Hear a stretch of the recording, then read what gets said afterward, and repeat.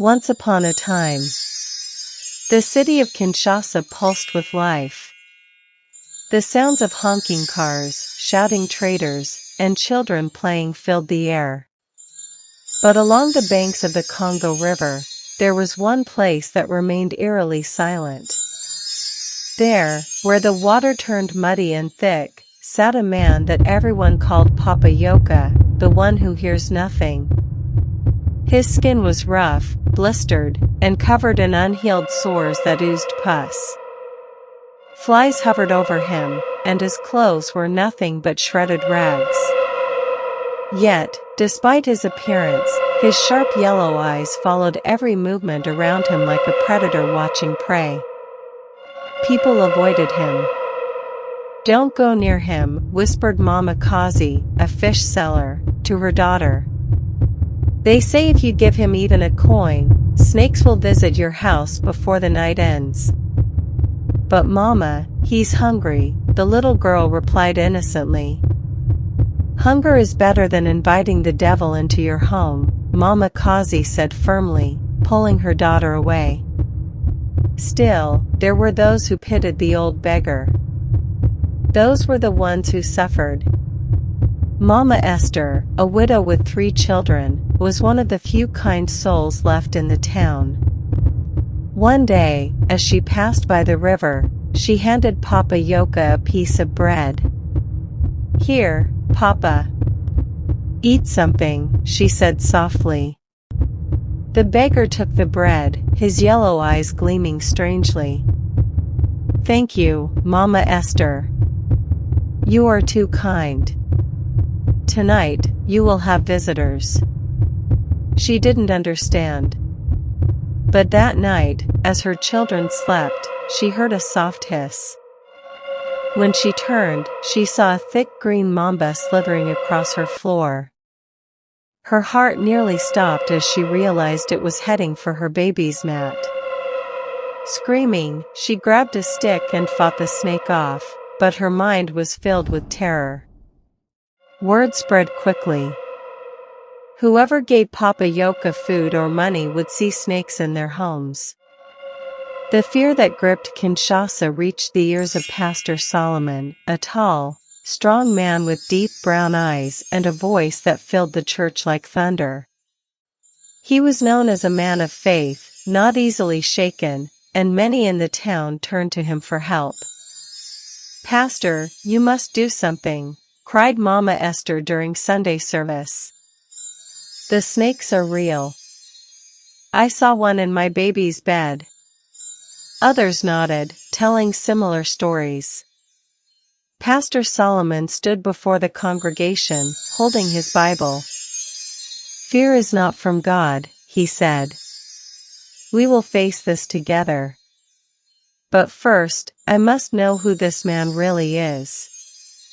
That evening, Pastor Solomon walked to the river, observing Papa Yoka from a distance.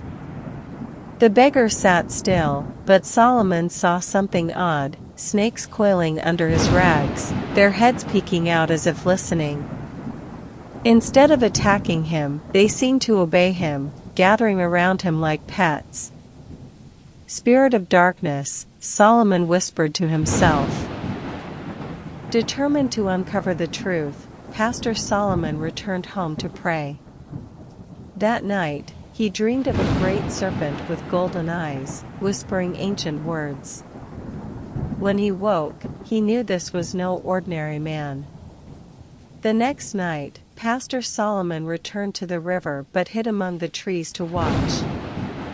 As the moon rose high, Papa Yoka stood up, suddenly straight and strong, no longer limping like a sick man. From beneath his clothes, hundreds of snakes poured out, covering the ground like flowing water. In a voice that was not his own, the beggar chanted, "O spirits of the river, bring them fear and make me strong. Their tears shall feed me. Their terror shall be my song."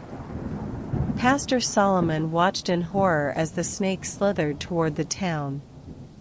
Knowing the town was in danger, Pastor Solomon gathered the church elders and trusted villagers. We face a sorcerer, he declared. One who uses the spirits of the river to control snakes. But we will not fear. We will fight him with prayer and unity. The villagers lit torches and gathered drums, preparing for a night of battle, not with swords, but with faith. At midnight, Pastor Solomon led the people to the riverbank. The air was thick with the sound of hissing. Snakes of all kinds, mambas, cobras, vipers, swarmed around Papa Yoka, their tongues flicking. Papa Yoka! Solomon called out. In the name of God, we command you to stop this evil. The beggar laughed, his voice echoing like thunder. You cannot stop me. Fear makes me powerful. But Pastor Solomon stepped forward, holding the Bible high. We do not fear you. The light of God burns brighter than your darkness. The villagers began to sing hymns, the sound growing louder, filling the night. Nzambi na biso, ozali na ngia. Our God, you have power. As they sang, the snakes began to writhe in confusion, some turning away from the town. Enraged, Papa Yoka shouted in his strange language, but the snakes no longer obeyed him. Pastor Solomon stepped closer. You have used fear to control this town. But today, it ends.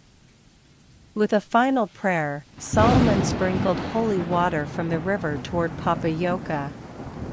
The old man screamed as if burning, falling to his knees, and the snakes scattered into the night, disappearing into the grass and river. As dawn approached, Papa Yoka was gone. Some say he was swallowed by the river spirits he once served. Others say he ran deep into the forest, never to be seen again. In the days that followed, not a single snake was seen in Kinshasa. The people rejoiced, and Mama Esther, along with other villagers, returned to Pastor Solomon's church to give thanks. The city, once a place of fear, became a place of peace again. And at the place where Papa Yoka used to sit, the villagers built a small wooden cross, carved with the words, "Where there was fear, now there is faith." Even today, in Kinshasa, mothers warn their children. If you see a man by the river with snakes in his eyes, run home and pray. But they also remember that unity and faith defeated darkness, and that no fear is stronger than a people who stand together.